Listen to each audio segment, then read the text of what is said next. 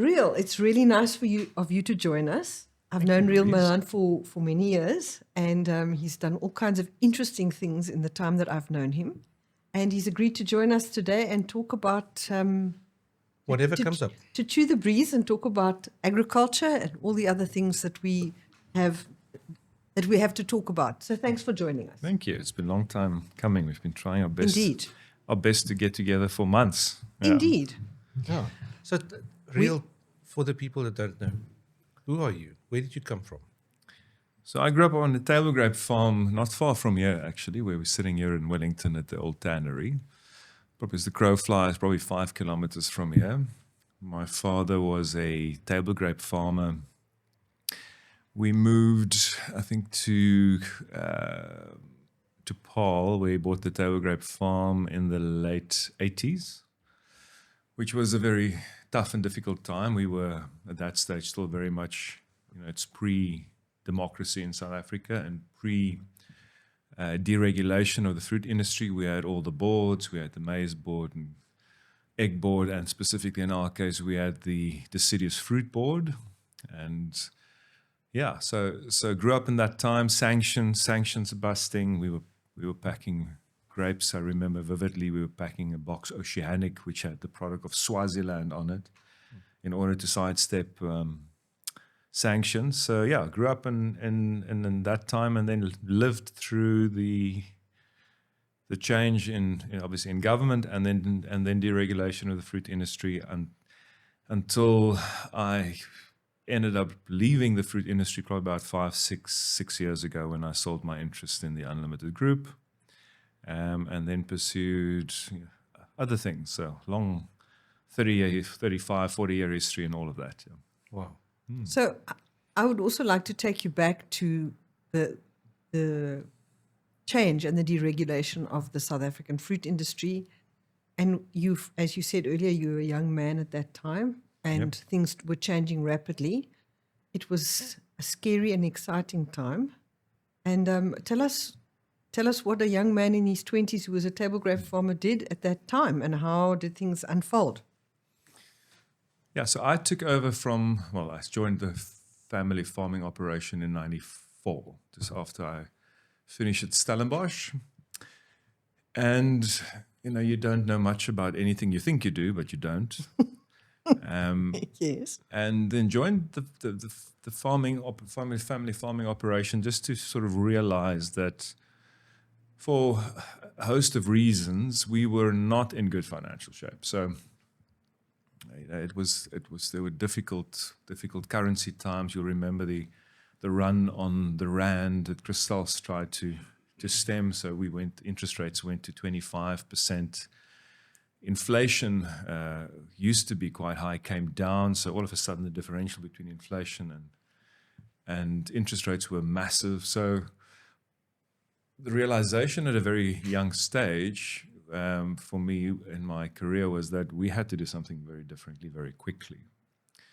And you had a sense that you were being led down the garden path by the boards of that time. And it was just typical old bureaucracies. I mean, any unvetted power ends up being either inefficient or corrupt, and which we're seeing at the moment in this country as well.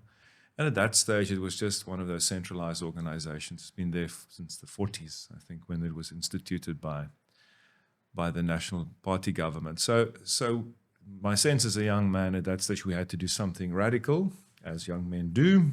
Indeed.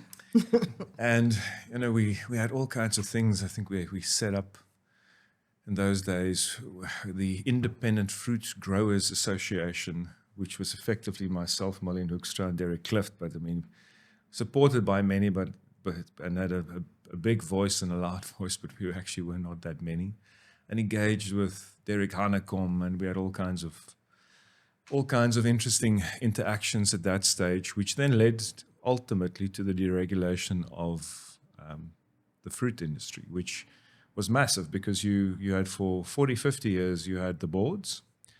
We then had the elections in 94, which obviously was a big change for everyone. And then in 97, we had deregulation.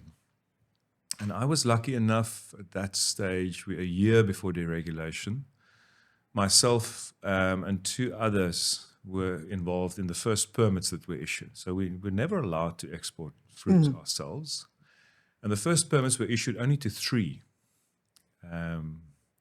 And it was interesting. I mean, at that stage, I think I was overseas once in my life. I bought myself a suit and I got on a plane and flew to the UK, figured out how the tubes worked and saw a couple of customers, and then flew to France and saw 1 or 2 customers there, and flew to Germany. And that year we ended up exporting, I think, 100,000 boxes or something of grapes.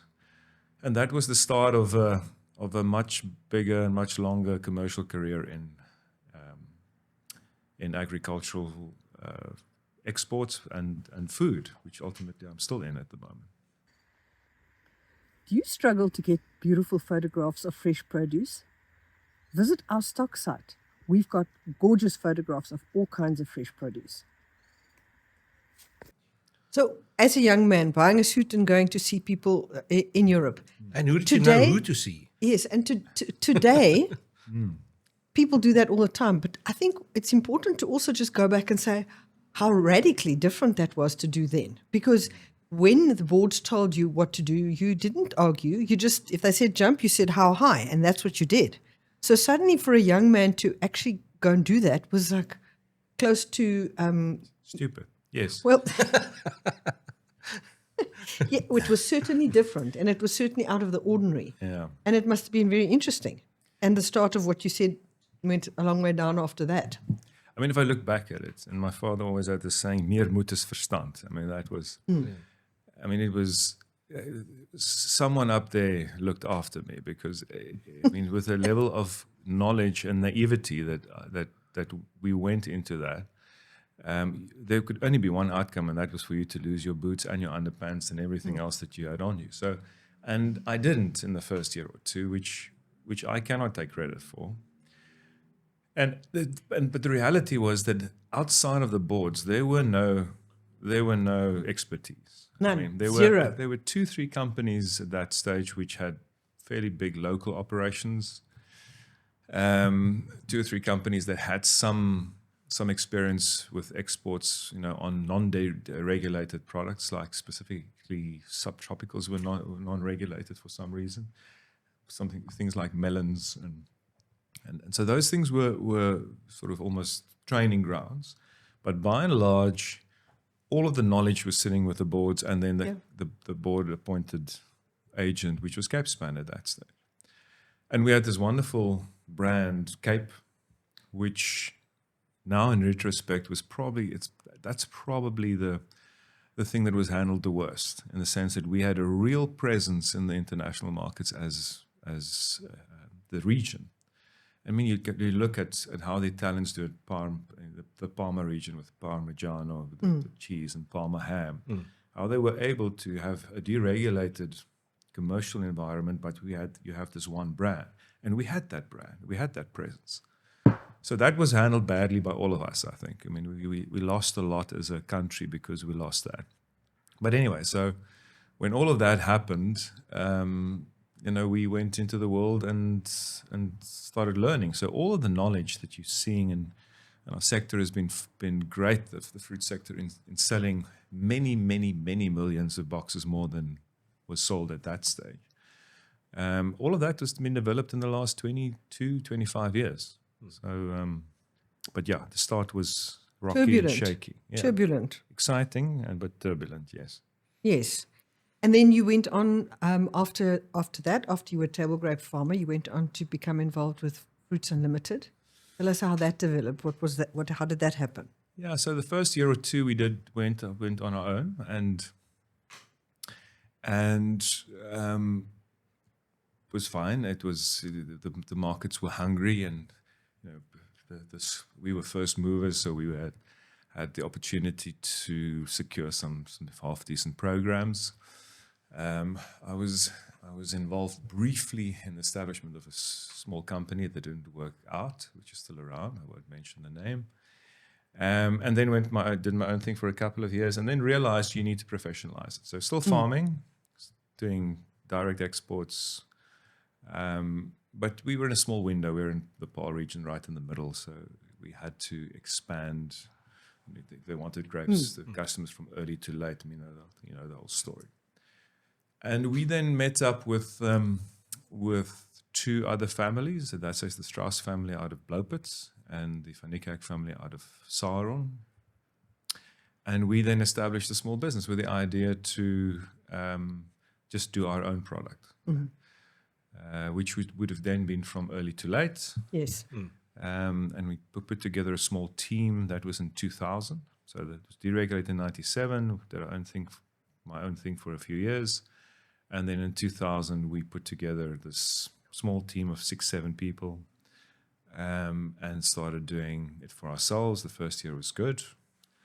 And then expanded too quickly. We took on 2 very big growers and moved from, I think, 600, 700,000 boxes and hit 2.5, 3 million in the second year, which was good, but also a disaster on many levels. And then the commercial journey started, really, where Fruits Unlimited was the first business of a few that we started, and then later merged with an operation called Yukon International about 6-7 years in 2006-7, which gave us a presence in specialty exports as well. We started an import business in that time, or a Woolworths supply business called Fruition, which is still at this stage one of the main suppliers of imported grapes and other produce to Woolies. We expanded, started investing in varietals and genetics. 20 years, it's interesting. The first varieties we bought 20 years ago is really only in full production now, I would say, which is Flavor Fall is now the biggest commercial plum probably. That was we invested in that quite early on. So very, very long-term investments that you have to make. We went into processing. We had a fresh cut operation, still have juices, fresh cut in the north. And then, consistently went on to investing in genetics, of which almonds and nuts were sort of the last major project that I did before my co-founder, Isak Strauss, and myself sold our stake in the business in 2021. So it's now going on 5 years that I'm out of the business. Yeah. So from having started as a producer, working through the exporter, seller, shipper part of the industry, and now you have moved along to something else. I think I want to ask you about something from a bit further back, because I had the question from people at SATI, people that work there now. Do you know anything, they asked me, do you know anything about the establishment of SATI way back when? How did that happen? Oh, yes. No, that's... So I said, I know something, but I think you know even more than I do. So tell us about the process of that happening, and also, how things fell apart before they started to come together again. Like all good things, you need to sort of first have it fall apart and go back to zero.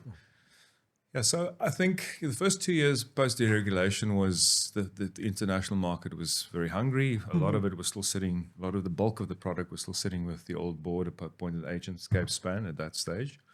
And within 2 years, it fragmented to the point where everyone was just doing his own thing and gunning for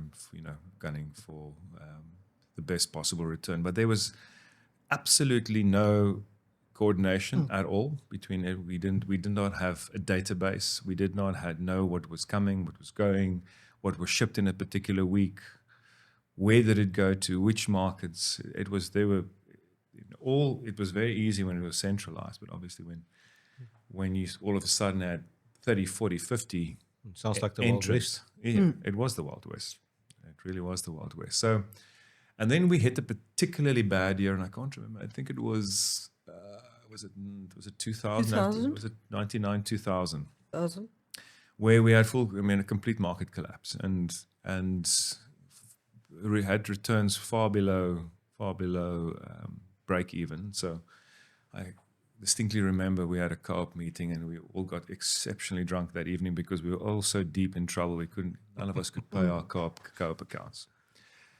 And then we had a couple of meetings, and I wrote a an open letter to just I think it was the Berg River Table Grape Association. So how I saw it from a structure perspective, what's happening. That letter found its way into our fax machines at that stage. Yes, still. we still had those things then. Yeah. Yeah. And we ended up having 2-3 industry meetings where we put the main issue of not having coordination and not having structure on the table. And we formed what we called the BTR at those stages, which is the Berg River Table Grape Association, which was basically all the growers signing up for this central organization to assist in coordinating all of this, to getting all of this back to some sort of a structure. That was duplicated in the north, and I was then elected as chair of the BTR. In the north, exactly the same thing happened. Harvey Nieuwoud at those days, he was elected as the UTR, the Orange River Table Grape Association, and Johan Kriegler was the Hex River, the HTR. And effectively, I made more enemies, I think, in 6 months than I made in my previous life put together, and then the rest of my life after that. But we got the growers to sign up to a memorandum of incorporation where we, as let's call it the management those days, would accredit a number of exporters. And those accredited exporters, so that was the one part of it, would then be able to go and procure, but we wanted to reduce the export, or just the base of how many people were actually entering the market. And the second part of the associations was to get the quality standards up, because we started to see very quickly that anyone was putting anything in a box and sending it out. And the third part of it was to get information back up and running. And if you remember, your husband Bruce was quite involved in it, and then we appointed 1 or 2 consultants, and they started with this process of starting to just get central points of collecting data and processing that data and weekly sending it out in order for those who make the allocation decisions to be in a better position to do so. And lo and behold, the first year there was structure, and we can't take all the credit. These things go in such cycles. What happens in the northern hemisphere, but also starting from such a low base, we had to do better than we did the previous year, and that then sort of morphed. And out of that, SATI, South African Table Grape Association, was formed as these two organizations came together and started to align their interests to where it's now. And when I started the business, I had to withdraw. I didn't want to initially, but I was sort of asked very politely to withdraw because I couldn't be judge and juror. And I think then it took a life of its own. And if I listened the other day to one of your talks actually, where the numbers were put out there of how much is actually being exported at the moment. It's staggering. Yes, it is. I think when I left the industry, or when I sort of was still involved, we did about 25-30 million boxes. I think it's now up to 80 or 90. What is it? 78 or something? Upper 70s, Yeah. yes, on table grapes. So it's staggering what the industry has been able to achieve in terms of just how much volume they move. And that is on the back of just good systems, good coordination, and I think the industry coming of age. And it's not only us, it's Chile, it's Peru, all these places. I'm not so familiar with the numbers anymore, but they all developed a lot as well. And then things like blueberries came on board, which started competing with things like grapes, and so it's much more competitive than it was 15, 20 years ago. But the industry seemed to be coping with it. So Indeed. And then just something else about that time is that things did fall apart, and a lot of things like the research part of the previously organized systems, a lot of those people ended up kind of not sure of job security, and a huge amount of those people ended up going abroad. So when you look in the international fruit industry, you find a lot of South Africans scattered around the world in the fruit industry, and a lot of them left kind of at that time and took expertise with them. yeah. So in a strange way, we exported quite a lot of expertise. And then in response to what you were saying about trying to coordinate and reduce the number of exporters to ones that were a little bit, you would be a little bit more comfortable trusting. I think that also was part of the founding of the Fresh Produce Exporters Forum. Right, that's right. Yeah. Could you expand on that a little bit, Yeah, please? I wasn't so involved in that. So I was still on the other side of the table, but that obviously there was a similar reaction on the commercial side of things, which I then later joined the other side of the table. But yes, I mean, like all free for all,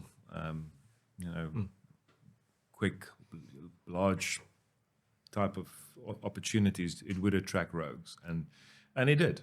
And many a grower lost his farm and his boots on some of these unscrupulous operators, and the reaction and rightly so, of the commercial fraternity or the exporter fraternity was to establish something similar. And over time, I think the two organizations started working very closely together. Lots of fireworks in between, but it got to the point where I think we now have significant players in the sector where there's been a lot of integration, and I think you're seeing a lot of that globally, where the lines are blurring. You're not seeing you're seeing fully integrated players straight from production to distribution and sales, which is a global phenomenon. It's not only South Africa, but that's, I think, just a testimony of the industry maturing and coming of age. What I wanted to ask about that is, obviously back then, when you guys started with this whole process, is that at that stage, if I'm correct, you were about 3-4 years that you were doing your own business. So you had the background experience. And I would presume that most of them were just farmers that didn't have that kind of business experience. Yeah. So I'm pretty sure that must have counted in your favor. Well, I mean, again, being 28, or into the industry's favor. 28, you thought you had the experience, but it was limited. There were very few people in the industry that could say they had experience, and they had. But as they say, fake it until you make it. So, Yes. Also, 1 year's experience is with that other one. Then you've got more experience. In the land of the blind, the one-eyed man is king. Yes. Yeah. Absolutely. Yeah, but it's I think that it was part of the reason why these things sort of had to happen. We had to do some radical steps and interventions to just get some sort of order into the sector, which all these organizations ended up facilitating and creating. But it was, I mean, there was there was a lot of money lost and a lot of livelihoods lost in those days. But yeah, that's, I suppose that's the nature of life. And how much of that experience that you gained back then, dealing with all these boards and all these different individuals, has helped you in what you're doing today? Yeah, I mean, I told somebody the other day, I was telling Louise that we spoke about sort of the training ground that the fruit sector has been. And in the industry that I'm now, I'm actually appointing quite a few people out of the fruit sector in what I do now, and we can talk about that. Yes, please do. Now, but the principle, I think, which is, there's two things that stands out for me, that the margins in the fruit industry, in the fresh produce industry, not only the fruit industry, is paper thin. And what it necessitates for you to be is really on top of your game when it comes to financial management, costings. It's the one part of it. I look at the industries where I'm now involved in now, is the margins are significantly better, and that assists you to take far longer term views. But what it did for me is that you become very frugal. So your margins, if you're lucky, let's say 6-7% margin. I don't know what I understand it's even lower today. And if you were lucky, you walked out of it with a net margin of 1.5 to 2%. So within that context, a small little mistake, and you would wipe out this year and next year, and maybe even 2 or 3 years margin down the track. So that taught me a lot. And I think the other part that stands out for me in sectors that I'm now is, because there's margin in these sectors, we can afford to take longer term views. So we can afford to invest in brands. We can afford to invest in research that will only give us returns in 3-4 years down the track or 10 years down the track. So I think the one thing that was lost and that is a problem in low margin industries is that it's difficult to invest for the future, and it's difficult to invest in brands and things that's not going to give you immediate results. Yes. And that's always been, something that was sort of handled by government and through your taxes and your and the subsidies that you in the old days you used to get. We used to get GEISK exporters. Yes. We used to get an incentive it was to wonderful, export. and then it stopped. And then research was funded by government. So it wasn't coming, you could just focus. So in retrospect, many good things in the old system, which is a pity if it fell by the wayside. But where we're fully commercial, and the world's really fully commercial, you struggle, I think, in the fruit and fresh produce sector to take those long-term views. And unfortunately, it shoots you in the foot. Somewhere down the track, because it influences competitiveness and all the rest of it. So But the actual farmer, he might be commercially minded, but now he's got a farm manager yes, that's chasing a bonus or whatever the story is, and then he packs up quality stuff, and then. but even if you're a big farmer, and I think the world is moving to mega farming across the world, but even a big farmer is not necessarily in a position to shave off too much of his net profit for research. So you're seeing this move.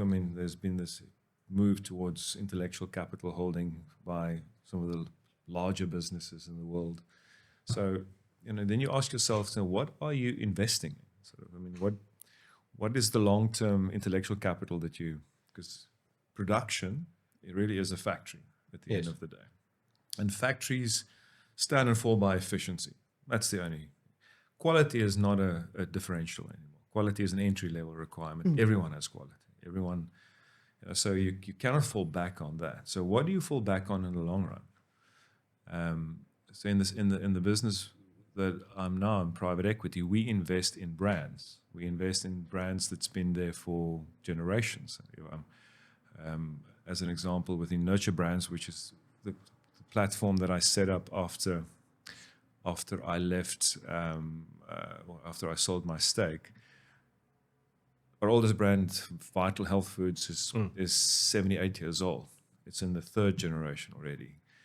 Something like Fairview Cheese is 2nd, 3rd generation. So 50, 60 years old. So those brands took generations to build. Indeed. And the question you have to ask yourself as a business person, whether you're a grower or whether you're involved in the value chain, is what is your point of difference? What are you actually building here? Because if it's only an orange is an orange is an orange, and a grape is a grape is a grape, and if you take a view 30 years, 20 years, 30 years, 40 years down the track, what are you building?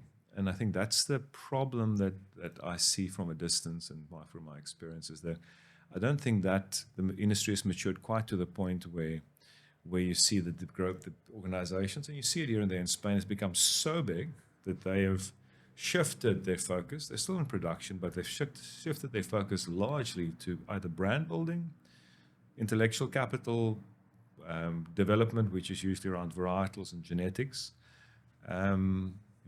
So I think that's the next phase of maturing that the industry, which is still only about 22, 25 years old, will have to get to now. That's interesting. Very interesting. And to improve your product, to have the edge on somebody because you've got better IP on better type of fruit, that's as you say, that's like our previous discussion was with the IP lawyer. So it's a fascinating part of it. But again, people should actively start looking for these things. Yeah, well, I think it's and again, it comes back to focus. If you are in a genetics business, then you've developed genetics and you focus on it and you make sure. And some of our larger growers have invested in genetic operations, and I think again that's as it goes, they will have the edge for longer than those who don't. It's a complex business. The food business is an exceptionally complex business, and the problem with it is it's such a long-term business. Indeed. Whatever you invest in now is only going to spit out really returns 20 years from now. I take the example of Flavorful. I mean, we literally invested in Flavorful probably 18 years ago, and I think Flavorful came into full production the year just after I sold the business, which was 18 years later, 17 years later. So if you say full production, all the plantings that's been done, the production was peaked. I mean, so what we planted and what came into production. Yes. And, so it takes so long to figure out which areas, what's the production practices, and each one of these things have its own cycle. So I think it's an exceptionally long cash flow cycle. I look at the businesses we invest in now from a private equity perspective. We invest on EBITDA multiples or earning multiples of between 4 and 6, which means if we buy a business, we have all our money back in 4 to 6 years. okay, And that determines your ROI at the end of the day, whether it's a 3 times money out or 2 times money out. This is the multiples in which private equity speak and invest in. And if you look at farming and you look at the value chain, I mean how extensive those periods are. It's difficult from an ROI perspective, but it's also very difficult from a cash flow and from a capital allocation perspective. To invest in something which you don't know whether you will be getting that return, because there's a risk element as well to it. I mean, how many varietals that are actually chosen actually get to the point where it has some sort of a point of difference. So I think differentiation in genetics is just one aspect of one way of differentiating. There's all kinds of interesting opportunities coming up. I think the e-commerce is a very interesting opportunity for certain types of businesses to leapfrog over retail. yes, If you have a specific story to tell, we're invested in Fairview Cheese as an example. So Fairview is a 3rd generation artisanal cheese producer. It's a unique business that's built a fantastic brand, and there's significant online sales happening, whether it's their wine or their cheese on the front end. But because they stand for something and there's a story behind it, all of a sudden, you have the opportunity to actually interact directly with consumers. We are at a point in the world where through AI and through the internet, and you actually have the opportunity to tell a story to the final consumer if you can find something unique enough to do or to tell, which puts you again in that position. I mean, what are you as a business? You want to have a point of difference that's more than just how cheap is my produce at farm gate. And I think that's that is it's a difficult thing. I've mentioned it to a couple of people, and maybe somebody listens to me now that we're talking here, and in particular the wine industry, because you've got how many wine cellars, and each have got their own story, and the wind blows through my vineyard, and it's because of that, and this rock here, and I think if a wine industry, particularly the wine industry, will do very well with this. If you make it completely transparent, you must go out and tell everything you do, why you are spraying this today. Tell the story. If I don't spray this, then this happens and that. Make it as transparent as you can be, because now you've got the platforms where you can have the audience, so that you've got complete trust from your buyer on that side. And I think there is a massive breach of trust between the consumer and the food sector at the moment. And you see it across the board. You see it in America. You see the class action suits being filed against the likes of Coca-Cola and McDonald's and all the rest of it. You see the immense backlash against glyphosate at the moment. You see the cancer pandemic that we are facing. So we're in the supplement sector in one of the businesses, Vital, as you know. And I mean, what you're seeing in the world around autoimmune diseases and cancer is directly, I mean, there is no other correlation, lifestyle and our nutrition. So you're finding, and I mean, we all know in our gut that the way we have been doing this has not been right. I mean, we're sitting here in the old tannery in Wellington. So it smelled terrible when the wind blew from the north when I grew up. And the heavy metals and the chemicals used that were just dumped here in the Berg River, here at the back, those things likely stopped us. Why it is what it is now. But we've not been sustainable. So the backlash that and again coming back to how to differentiate going forward, the backlash that is developing across the board against unsustainable practices and environmentally disasters is on the one hand overdue.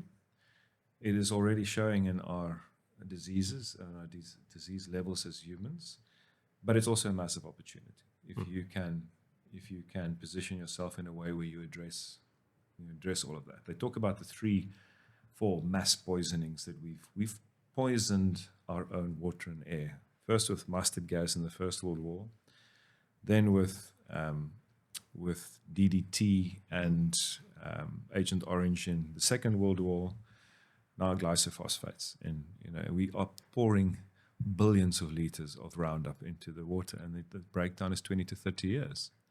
So all of that is becoming front and center public knowledge because of the internet, because of social media and all the rest of it.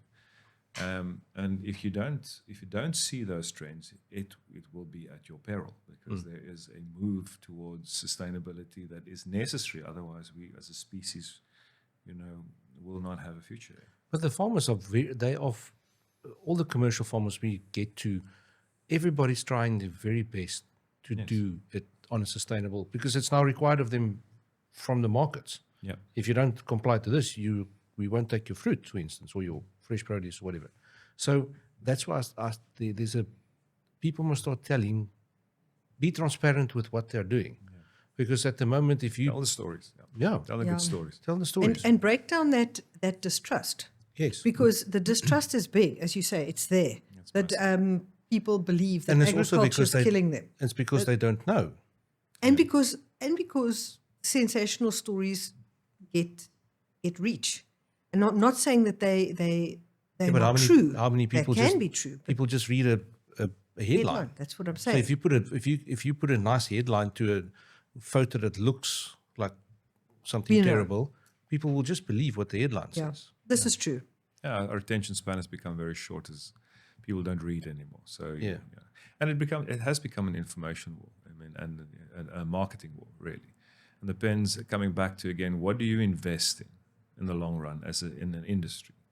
And shaping and forming, the perception around your industry is something that's worthy of investment. And it's not something you can invest in once and think it's going to. Yeah, it is a consistent investment in information, because if you don't do it for a year or for 6 months, somebody else is going to be sending out a message faster and better and quicker than you. Yes, exactly. And we're seeing it in the supplement sector, which is essentially a proactive. You're trying to not get sick. You're proactively trying to remain well. Go towards preemptive health. But it's not in the interest of many, because there's billions being made in treating the symptoms. And by the time that you show some symptoms, it's too late. You've missed the boat. You should be doing it preemptively. So that it's now a question, and unfortunately, the capital is allocated heavily towards sectors that has a vested interest in treating people that are ill. And I think the one thing what is interesting where we are, which is very, I think, difficult for the next generation, or the one we are part of, is that you have to realize that everything you read and everything you hear, you have to take it with a pinch of salt, even what we're saying today. Because somewhere somebody has a vested interest in terms of this. And then you look at AI and deep fakes and everything that's coming in that respect, and then you ask the question, how did this end up in my inbox? How did it end up in my feed? Yeah, somebody paid to get it there. And that is sort of to the point where you hopefully we're getting to the point where you make up your own mind again, because I think we've lost that ability to a large degree, is to actually reason critically about what is beneficial for you and your family and what's not, and your business. But even like to tie in back to the story of deregulation and what happened then, it's like Louise said, it's if the board says jump, you ask just how high. if the newspaper said that, that is what you believed because that is. But now everything is open. The more transparent you can be with your business, Yes. in terms of how you do it, and I can only just see benefits. Yeah, but you have to reap those benefits, and you have to invest in order to reap them. Yeah, agreed. But nobody wants to do it. I do not have a stake in Lucentlands. No. By the way, so just making sure that. But now you mentioned it. I declare my interests. Well, I think what you've shared with us has been very interesting, and I do think particularly, we're discussing agriculture and we're discussing human health and the health of the planet. I mean, they are directly correlated, and there is a lot of suspicion from people about agriculture. So. Yeah. And I think it's very important to talk about that. Yeah. And if you would go back into farming now, what would you do? What a wild card question, Dewald. That's a good question, actually. Yeah, I think we go from the point of view at the moment that brands really is the main game in town. That if you don't own a brand or participate in branding in some shape or form, you are an expendable commodity and supplier. And so if I have to take learnings from where we've come from, and it's very difficult in the fresh produce sector to differentiate, because you are dealing with retailers which largely are following own brand strategies, and they want to put a commodity on the shelf. Yes, and to be fair, I mean your standard supplier really is sitting in a 6 to 8 week window. So a retailer doesn't want to deal with those things on a day-to-day basis. So in my mind, believe it or not, and full circle, and the old days, one of our big adversaries was Louis Riël, which was the CEO of Kirsten at that stage. But and Louis died, I think, about 10, 12 years ago. But Louis was right in many ways, and I am now probably old enough and wise enough to say that what they achieved in those days with the Cape brand, we spoke about that. And there's been some brands that's achieved that. I think at Pink Lady, they've done a fabulous job in terms of establishing Pink Lady. You look at something like Clem Gold and a number of others. So there has been, there's been post-deregulation, there's been fantastic success stories. But going back to the learnings, if I have to be involved in farming, I would make sure that I link myself not only from a varietal perspective, but from a branding perspective and an equity basis in some shape or form to something that will transcend me and my farm. And brand building globally, that is how you own the consumer. That's how, and whether that very few, I think, individual farming operations will be able to build a brand like a Wilde Klaver. Wilde Klaver is in the north. You have the guys yes, we know. You know You've them. been there. So wonderful what they've done in terms of building a brand around themselves and through their sponsorships and all this other kinds of things. But very few medium and even large farming operations will be able to do that. So your best bet is to connect into something, in my mind, and that's what I would have done, that has some of that, and at least have a stake in something that would be bigger than just being a pure producer. And then, of course, you've got all the other things, efficiency and the stories you tell, to your point, being environmentally conscious. I think there's going to be a premium to be had, and we've been saying this for 20 years, so I don't know if don't hold me to it, but there's a premium to be had for certain accreditations around environmentally produced products. You see farming for the future in Woolies, which is really gaining traction, I think. I see from my circle of friends that people trust what they buy from Woolies through that accreditation. So well done to them on that. The other one is the Carbon Heroes thing, which Carbon Heroes has just been relaunched now. Yeah. The Blue North Sustainability's Carbon Heroes, and people voluntarily take part in that. Yeah. So that's also pretty amazing to see in our country. Yes. So yeah, so that would be the first part of it. I would, I mean, you see the rise of agri-tourism. It's amazing how that's taken off again globally. There's a big opportunity in that. Yeah, so, and you know, it was small in the past, but it's become significant. I mean, I look at some of the big American operations, whether they're making cider or whether they, and there's all kinds of interesting add-ons that can be had. I would be far more efficient in terms of the use of my assets. I mean, we farmed and we had a pack house, and that pack house stood empty for 10 months of the year. It's a terrible model. Yeah, it's an asset that's not working. And I look at how we look at utilization of assets now and stock turnaround, and you know, within the private equity sector that I'm involved with now. It's a significant part of why we would invest in a business, is how they go about utilizing their assets. So definitely, so those three things I would do differently. And what would you farm with?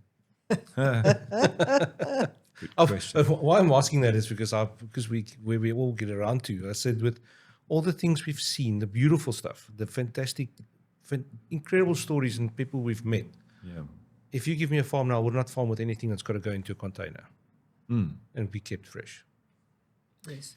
Yeah, I mean, you have to assume that, you know, that because margins are so thin, you have to assume you have to control the environment, you know, to the nth degree.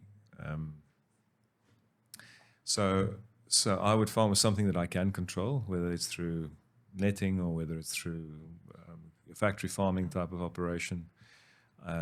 I'm chairing Elgin free range chickens at the moment. I mean, I see, you know, how absolutely controlled many of those aspects are, up to, you know, 1 days. When we slaughter, would be something that's measured. So I think anything that can be sort of more controlled, that would be preferential. Wherever climate is very where it's very climate dependent, I would put a question mark there.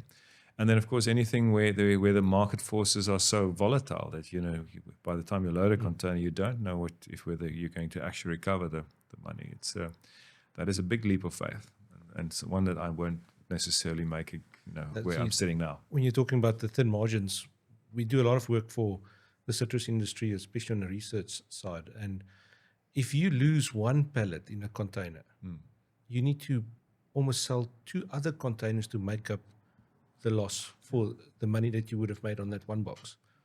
Yeah. And that drives, you know, I think, the level of professionalism in this sector, because if you don't on top of your logistics, you know, I mean, I look at, you know, many of the products we produce at the moment, it's got 2 to 3 year shelf life. So what a pleasure. Fantastic. So you look at the time that you work against in Fresh produce. produce, and it's significant. Yeah. Indeed. Restarting. Okay. Riël, I think we've kind of covered quite a lot. Is there anything else that you wanted to add, or you? No. I mean, it's good to reminisce a bit about the fruit sector. Indeed. It's been 4 or 5 years, so it's good to. There's a bit of distance between me and it, and I mean, at the end, I think, you know, food is so central to our existence that I've always said that the risk that growers take, they are not being rewarded for it. Somewhere there needs to be a correction. But I've also been saying that for 20 years, so again, don't hold me to that. But yeah, it's the risk reward ratio is not great. So somewhere that needs to turn in favor of the food sector. And then you look at all the other, you know, you've got all the standard business challenges of markets and currencies and everything else. And then you've got, on top of that, you've got climate, and you've got obviously our own local challenges as well that we're facing as a country. So no, I mean, I have a lot of respect for growers and for the sector. And the further I get away from it, the more respect I am developing. Last time we met, you said that you were on one of the big councils. So what is the view from the international market towards South Africa, not just the fresh produce in particular, but I know that you get to interact with a lot of people internationally as well. How is that? What does the people say? Are they still interested? Look, it depends on who you speak to, I suppose. I mean, the world is in disarray, and the world is in disarray for many reasons, and I think will continue to be for a while. So, and they all have their own problems. And I think what we're missing in South Africa is that we are piling, except for the normal international issues and competitiveness, we are piling just more and more pressure on local businesses. We cannot get above 1% growth rate. We are at Which is disastrous. Which is disastrous. We had 32% unemployment. I mean, our current president took over 22%. We're now at 33%. Whatever we're doing is not working. And I think it's time that business has been quiet about it. Business has been diplomatic about it. And I think the days for diplomacy is over. Yeah. If we want, and the world, I mean, and we saw this a little bit with the interaction between our government and Trump recently. I mean, it's very few that far between these interventions from global leaders. We are a little speck here at the southern tip of Africa. We have tremendous resilience.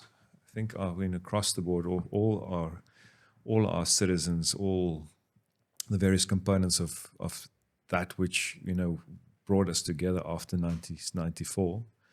And we've through inaction, allowed a few to push this to the point where we are really in bad shape. We're not getting investment. I think that's the other part of it. I look at capital flows in our private equity environment.